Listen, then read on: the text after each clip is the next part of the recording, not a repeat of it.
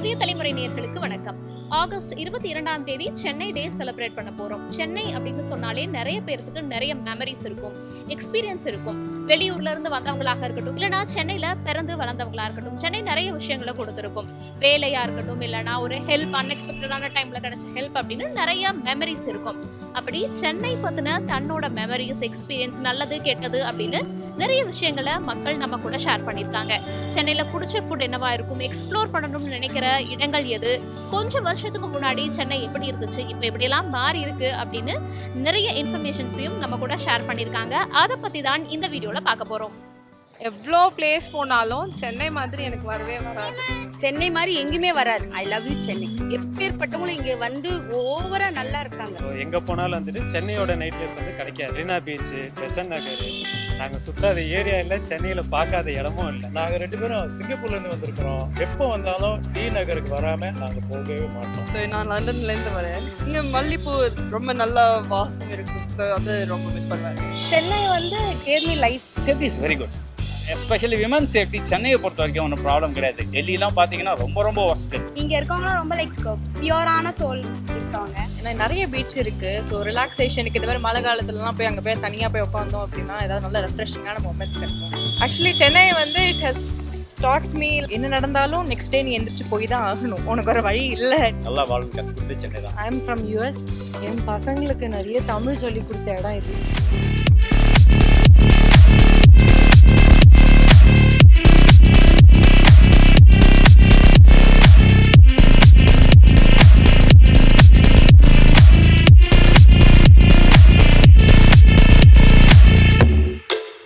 ரொம்ப டவுன் டைம்லேயும் சரி, ரொம்ப ஹாப்பியான டைம்லேயும் இதே பாண்டி பஸார் நான் நிறைய வாட்டி வந்திருக்கேன். ஒன்றுமே இல்லாமல் வந்திருக்கேன், நிறைய ஷாப்பிங் பண்ணோன்னு வந்திருக்கேன், ஐடியாஸே இல்லாமல் சுற்றி இருக்கேன். சென்னை நிறைய கஷ்டம் கொடுத்துருக்கலாம் நான் சொல்லவே மாட்டேன். சென்னை எப்போவுமே எனக்கு பாசிட்டிவ் தான். ஏன்னா எப்படி இருந்தாலும் நம்மளோட நேட்டை விட்டு கொடுக்க முடியாதுல்ல. எவ்வளோ பிளேஸ் போனாலும் சென்னை மாதிரி எனக்கு வரவே வராது. நிறைய பேர் சொல்லுவாங்க சென்னை வந்து கொஞ்சம் கிளம்ஸியாக இருக்குது, ரொம்ப மெஸ்ஸியாக இருக்குது அப்படியெல்லாம் சொல்லுவாங்க. பட் என்னை பொறுத்த வரைக்கும் இந்த மெஸ்ஸிலையும் ஹாப்பினஸ் மட்டும்தான் இருக்கும். கஷ்டம் நான் பார்த்தது ரொம்ப கம்மி தான். சென்னை மக்கள் மாதிரி தி பெஸ்ட் மற்ற இடத்துல இருப்பாங்களான்னு எனக்கு தெரியாது. இங்கே டிஃப்ரென்சியேஷன் இருக்காது, எல்லாரும் ஈக்குவலாக தான் ட்ரீட் பண்ணுவாங்க. ஸோ நீங்கள் எப்படி இங்கே நீங்கள் 10,000 rupees வச்சுட்டு ஷாப்பிங் போனாலும் அதே தான் பார்க்க போகிறாங்க. நீங்கள் 100 rupees வச்சுட்டு ஒரு பொருள் வாங்கினாலும் அங்கேயும் அப்படி தான் பார்ப்பாங்க. எப்பேற்பட்டவங்களும் இங்கே வந்து ஓவரா நல்லா இருக்காங்க. எந்த ஒரு குறையும் இல்லாமல், எதுவுமே இல்லாமல் சூப்பராக இருக்காங்க. சென்னை மாதிரி எங்கேயுமே வராது. எல்லா வசதியும் இருக்குது. இப்போ மெட்ரோலேருந்து எல்லாமே இருக்குது நமக்கு. அதனால சென்னை வந்து நான் குறையே சொல்ல மாட்டேன். ரொம்ப நல்ல இதுனா சென்னை தான். ஐ லவ் யூ சென்னை. நான் மலையாளி ஆக்சுவலாக. ஸோ பாலக்காட்டில் இருந்து சென்னை வந்து செட்டில் ஆனோம். நல்ல அட்மாஸ்பியர் வந்துட்டு சென்னையில் இருக்குது. வெயில் தான் வந்துட்டு சென்னையோட பெரிய மைனஸ் என்னை பொறுத்த வரைக்கும். அது மட்டும் இல்லாமல் இருக்குதுன்னா சென்னை ஃபுல்லாக ஜாலியாகவே ஃபன் பண்ணிடலாம். மற்றபடி சென்னையில் நைட் லைஃப்ன்றது வந்துட்டு மறக்க முடியாத ஒரு விஷயம். ஸோ எங்கே போனாலும் வந்துட்டு சென்னையோட நைட் லைஃப் வந்து கிடைக்காது. மெரினா பீச்சு, பெசன்ட் நகர், நாங்கள் சுத்தாத ஏரியா இல்லை, சென்னையில் பார்க்காத இடமும் இல்லை. மறக்க முடியாதுன்னா சென்னை தான். எங்கே போனாலும், எனக்கு கேரளா போனாலும் சரி, சென்னை மாதிரி வந்துட்டு ஒரு கம்ஃபர்டபுள் இல்லை. சென்னையில மறக்க முடியாத மனிதர்கள் யாராவது இருக்கும், அன்எக்ஸ்பெக்டடான ஹெல்ப் எல்லாம் உங்களுக்கு கிடைச்சிருக்கலாம், அந்த மாதிரி ஏதாவது? கிட்டத்தட்ட ஒரு 17 வருஷம் ஃப்ரெண்டு. ஸோ இவன் யூகே போகும்போது சென்னையை நான் அப்போ தான் மிஸ் பண்ணேன். சென்னையில் இருக்கனானே எனக்கு தெரில. திருப்பி வந்ததுக்கப்புறமா எனக்கு திருப்பி நான் ஓகே இப்போ தான் இருக்கேன்ற மாதிரி ஒரு ஃபீல் அப்படின்னா என் ஃப்ரெண்ட் ஆகணும். ஸோ நான் லண்டன்லேருந்து வரேன். எனக்கு பிடிச்ச விஷயம் ஜஸ்ட் ரொம்ப பியூட்டிஃபுல்லாக இருக்கிற பிளேஸ். எல்லாரும் அன்பா இருப்பாங்க, அன்பா பழகுவாங்க. Your favorite food in Chennai? Dosa கண்டிப்பாக. அந்த Mylapore rose milk. London return போனதுக்கு அப்புறமா சென்னையில என்ன விஷயம் மிஸ் பண்ணுவீங்க? இங்கே மல்லிப்பூ ரொம்ப நல்லா வாசம் இருக்கும். ஸோ அது ரொம்ப மிஸ் பண்ணுவேன். சென்னைன்னு சொன்னால் மைண்டில் ஃபஸ்ட்டு வர்றது வந்துட்டு மெரினா. ஃபேமிலியோட போய் டைம் ஸ்பெண்ட் பண்ணுறது ரொம்ப பிடிக்கும். சென்னை வந்து gave me life basically. Because என்னோட 21 years ஆஃப் லைஃப் வந்துட்டு நான் சென்னையில் தான் இருந்திருக்கேன். ஸ்கூலிங், காலேஜ் எல்லாமே சென்னை தான். சில விஷயங்கள் அன்எக்ஸ்பெக்டடாக நடந்திருக்கும், ஹெல்ப்பாக இருக்கலாம். அந்த மாதிரியான ஏதாவது மறக்க முடியாத இன்சிடென்ட் இருக்கா சென்னை? பேசிக்லி வண்டி பஞ்சர் ஆயிடுச்சு. நான் நின்றுட்டு இருந்தேன். லைக் தள்ள முடியாமல் தள்ளிட்டு இருந்தேன் நான். பக்கத்தில் ஒரு ஆட்டோ அண்ணா வந்துட்டு, என்னம்மா டோ கொடுக்கணுமா, பெட்ரோல் இல்லையா அப்படின்னாங்க. இல்லைண்ணா பஞ்சர் ஆயிடுச்சு, டோ கொடுக்க முடியாது அப்படின்னோடனே, இருமா நானே உனக்கு பஞ்சர் கடையில் வந்து தள்ளிட்டு வந்து கொடுக்குறேன் அப்படின்னு சொல்லிட்டு ஆட்டோவை அங்கேயே விட்டுட்டு எனக்காக ஒரு 5 மினிட்ஸ் அவங்க என் வண்டியை தள்ளிட்டு வந்து பஞ்சர் கடையில் நிறுத்திட்டு போனது என்னால் மறக்க முடியாது. It was very sweet gesture to do. No பிடிச்ச விஷயம்னா லைக் எங்கள் கேமுக்கு ஃபஸ்ட்டு ப்ரையாரிட்டி தராங்க. ஸோ அதனால ஸ்டில் எனக்கு பிடிக்கும் ரொம்ப. இங்க உங்களுக்கு பிடிச்ச இடம் அப்படின்னா, ஃபுட்டு அப்படின்னாலாம் எது சொல்லுவீங்க? ஃபுட்டு மோஸ்ட்டாக வெளில எங்கேயும் போக மாட்டேன். ஃப்ரெண்ட்ஸோடு போனேன்னா இங்கே பாண்டி பஜாரில் லைக் எல்லா ஸ்ட்ரீட்டுமே போயிருக்கேன். ஃபுட்லாம் நல்லாயிருக்கும், எல்லாமே நல்லாயிருக்கும்.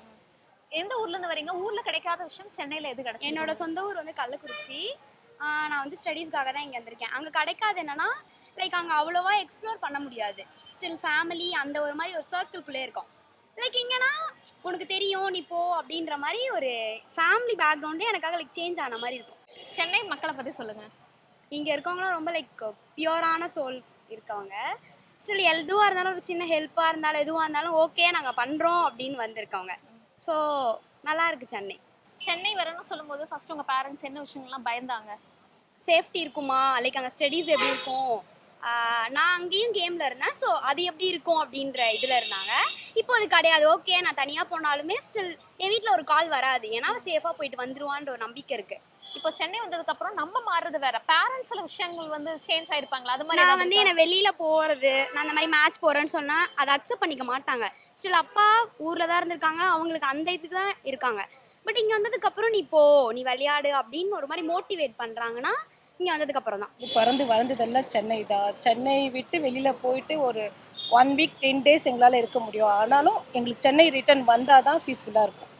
லைஃபே ரொம்ப நல்லா இருக்க மாதிரி ஒரு ஃபீல் ஆகும். எல்லா வெரைட்டி ஃபுட்டுமே சென்னையில் கிடைக்கும். எங்கே போனாலும் அண்ணா நகரில் போனால் நிறைய விஷயங்கள் கிடைக்கும். ஃபுட்டுனாலே அண்ணா நகர் போனால் நிறைய ஹோட்டல்ஸுங்க இருக்குது. அதே மாதிரி பீச்சில் வந்து அந்த கடலோரம் பக்கம் இருக்க அந்த ஃபுட்டெல்லாம் கூட ஒரு சில கடைகளில் ரொம்ப நல்லாவே கிடைக்கும்.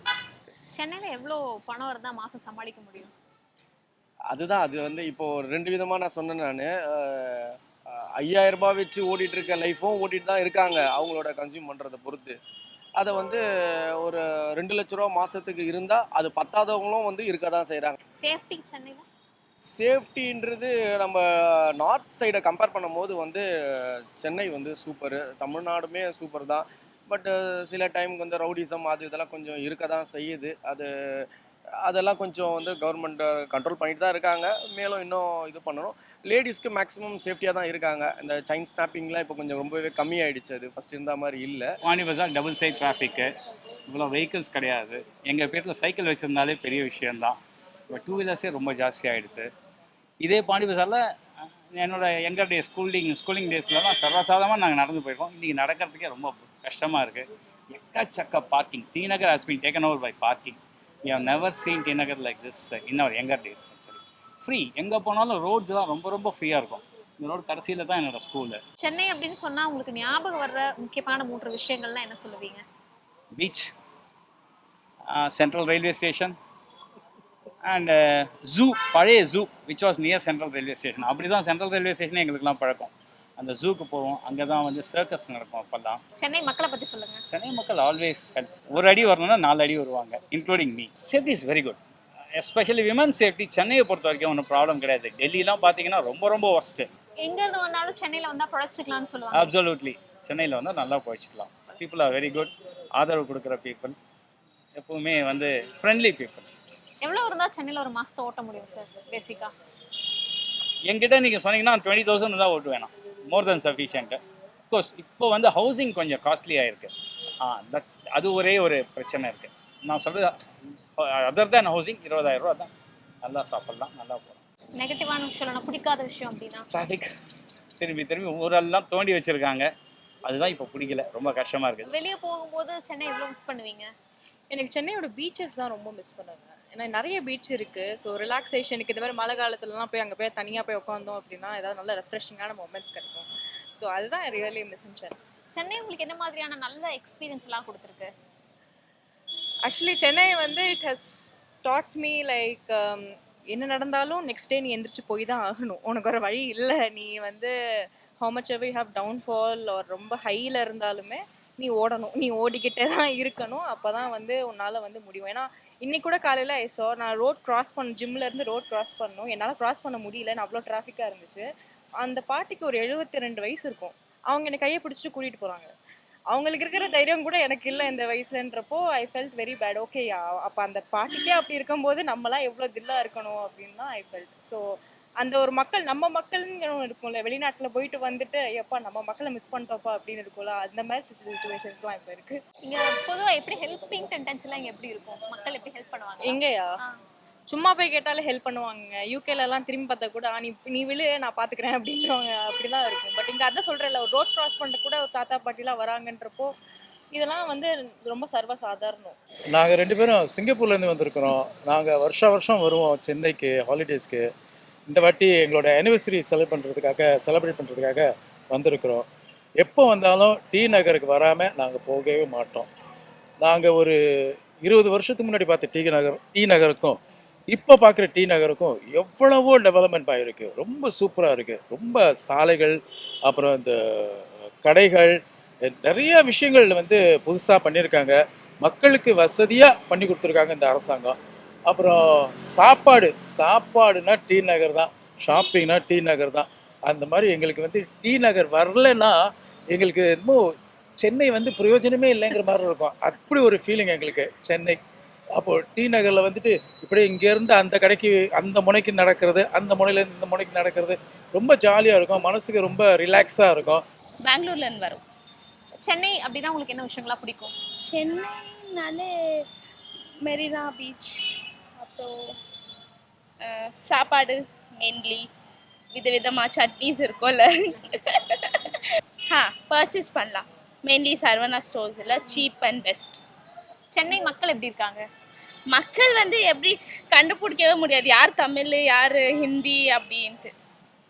எல்லாம் ஹெல்ப் எல்லாம் பண்றாங்களா? நல்லா ஹெல்ப் எல்லாம் பண்ணுறாங்க, சீக்கிரமாக ஜெல் ஆகிறாங்க பேசுறதுக்கு. சென்னை அப்படின்னா உங்களுக்கு ஞாபகத்துக்கு வர விஷயங்கள் என்ன? சென்ட்ரல், அதோட ஜிஹெச், ராயபோட ஹாஸ்பிட்டல்ஸ் சொல்கிறேன், அது மெயின். இதெல்லாம் பழைய வரலாறு. அப்புறம் வந்து எனக்கு தெரிஞ்ச ஹாஸ்பிட்டல்ஸ் இதுதான். கேஎம்சி, இதெல்லாம் மக்கள் தெரிஞ்சுக்க வேண்டிய ஒரு முக்கியமான ஹாஸ்பிட்டல்ஸ்.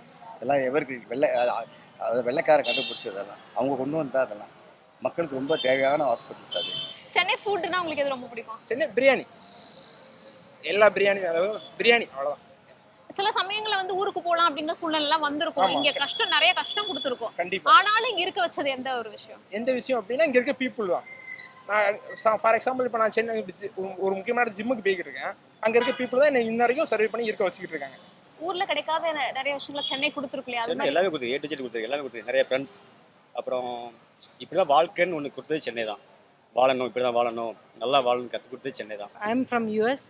பட் இங்கே வந்தேன்னா சாப்பாடு அண்டு நிறைய ட்ராவல் அண்டு எங்களோட ஓன் மக்களை பார்க்குறது, இதெல்லாம் எனக்கு ரொம்ப பிடிக்கும். அண்டு மக்கள் இஸ் நைஸ்.